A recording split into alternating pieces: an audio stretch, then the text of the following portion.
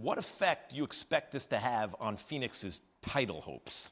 They will still be the number 1 seed in the Western Conference. 6.5 games is just too big of a lead to make up in this little games left. However, I was concerned about the Suns, but then I remembered, wait, Chris Paul was hurt last season in the playoffs. Do you remember his shoulder injury where he could barely raise his arm above his head? He played through that, got them all the way to the finals. I think the Suns are my pick to come out of the West.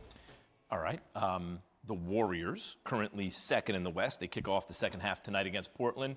You think this team can get back to the finals? I know you just picked the Suns, but that doesn't mean it's a lock.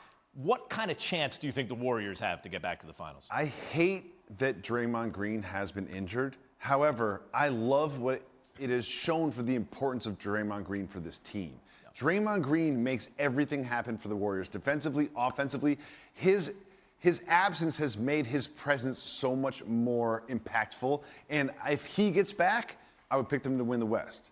But back issues, if his back is back, I'm in. If his back is back, I am in. This all depends on Draymond Green's availability. Memphis might mess around and get by both these teams. Really? Yeah. Really? You know why? Really? Yeah. You know why? Really? Ja Morant is just like Joe Burrow. Oh, he's ahead of schedule. Wait your turn. Joe Burrow, Ja Morant, these are the kinds of dudes who are like, really? My turn is right now. Get out of the way. Yes, he might do it. And by the way, it feels to me like he's built for the playoffs in a way that maybe Steph Curry's not. Max, how do you like that? How do you like that? I do not disagree with you. However, when it comes to the playoffs and it comes to scheming against a team that you see night after night, they scheme against Ja Morant and becomes your second best player, your third best player. Is JJJ and Desmond Bane going to beat you in a playoff series? I'm going to say no. I love your Draymond point because if the irreducible part of the Warriors is Steph and then Dre. Those are the two really who revolutionized basketball. The Lakers are a mess and currently 4 games under 500, good for 9th in the West.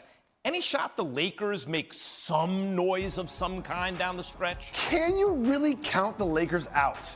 Like, can you? Love it. I've counted them out so many times, but however, Mr. Kellerman, yes, if you have a healthy AD, a healthy LeBron, and a healthy Westbrook, we just talked about the Grizzlies, right? Who's their second and third best scorer? Jackson Jr. and Desmond Bane. Lakers, Anthony Davis and Russell Westbrook. Like, I can't count them out. However, they're 4 games under 500 at this point in the season, but I still think they have a puncher's chance to win the whole thing. Yeah, because, like, eventually Westbrook's going to get his stuff back from the Monstars or whatever, right? Like, whoever stole Westbrook's mojo, he's going to get it back at some point, you would think. He's their third option. Let's turn to the East now, and despite sitting 8th in the Eastern Conference, Caesars Sportsbook still has the Nets as the favorites to advance to the NBA Finals at plus 280. Brooklyn was plus 105, like even money basically at the start of the season. Reigning champion Bucks are second at 3-1, followed by the Sixers at plus 360. It is time now to put 5 on it, top 5 contenders in the Eastern Conference, and I'll start at number 5, and that's the Chicago Bulls. Was that an I got 5 on it reference? Yeah. Okay, good. And when the Bulls, by the way, get Lonzo back, and I wasn't even thinking Patrick Williams can come back. Like, he could. That dude could wind up 2-3 years from being the best player on a very talented team. The Bulls are really, really good. They remind me in the offseason before this season started of the way I felt about the moves the Suns made 2 years ago. It seems to fit on paper, and in reality, it also seems to fit. At number 4, the defending world champion Milwaukee Bucks. Look, the fact of the matter is they were getting smoked by a Brooklyn Nets team that didn't even have James Harden.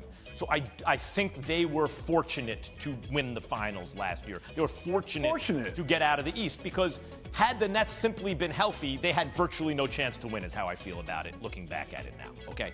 However, Giannis has the experience of being finals MVP, one of the all-time great finals experiences that should make him even better under pressure, and you can't count out the world champions. At number 3, the Miami Heat. Miami Heat have a hunger right now. A Pat Riley, Eric Spoelstra, Jimmy Butler. There's no one quite good enough to be the best player on a championship team, but Bam and Hero and everybody. One all-star who barely played. But they just keep throwing guys who want it. Jimmy Butler was like, I don't understand the All-Star game. We're not trying to win. It was like he didn't even want to play. He was like, just keep me on the bench. I don't even understand how this works. I only play to win. 100%. At number 2, your Philadelphia 76ers. Joel Embiid has taken his game to absurd new. Like, he actually has a really good argument he's the best player in basketball. It's him or Jokic when Durant's not healthy, but what Embiid's been doing recently, just sick. And James Harden, how are they going to play together? Too much ISO. I actually think James Harden last year played the best point guard of his career. One of the best point guard performances I've ever seen in the regular season from Harden. I think he's just additive. I think he's just going to make them better, David. And finally, you know who that leaves at number 1? Of course I do. I will say it again. Oh, God. They were smoking. The Brooklyn Nets were smoking the Milwaukee Bucks. What are you smoking? They were smoking the Milwaukee Bucks without James Harden last year in the playoffs. What are you smoking? They lost 11 games in a row, and you have them as number 1 in the East. Let me ask something. How many of those games did Kevin Durant, Kyrie Irving, or James Harden? They lost 11 games in a row. They didn't play any of their best players. Have the Pistons done that? Have the Kings done that? Have the Magic done that? Your number 1 team on your list in the East lost 11 games in a row. No, they didn't. The Nets you say no, they didn't? No, they didn't. The Nets are Kevin Durant, Kyrie Irving, and Ben Simmons. None of those guys played in those 11 games. How many games have they ever played together in their entire lives? 0. When do we expect them to play together? A couple weeks. We don't know. So, like, to me, it is this. To me, it's right here. Yeah.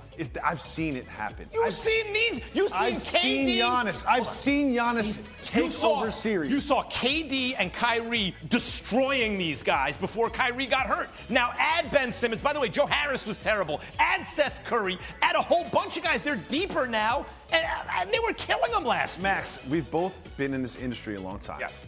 I will revisit this in a couple weeks on this very program. Yes. But right now, I have the Bucks at number 1. I just haven't seen this, and I haven't seen this. Thanks for watching ESPN on YouTube. For live streaming sports and premium content, subscribe to ESPN+.